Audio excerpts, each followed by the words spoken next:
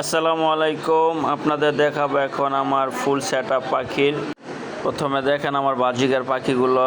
এই যে বাচ্চাগুলো ছোট ছিল কিন্তু এখন বড় হয়ে গেছে, অনেক বড় হয়েছে, কিন্তু ওরা নিজেরা খাইতে পারে। এখানে আছে কোকাটেল পাখি, দেখেন সারাদিন দুষ্টামানি করে।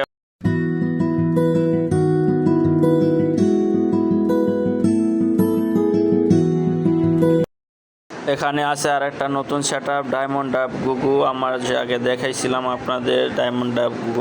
এখানে আরও আছে কোকাটেলের আর এক সেটআপ, দেখেন এই যে বক্সের ভিতরে একটা গেছে কিন্তু আর একটা বাইরে বসে আছে, শুধু সারাক্ষণ বক্সের বাইরে থেকে অপেক্ষা করে।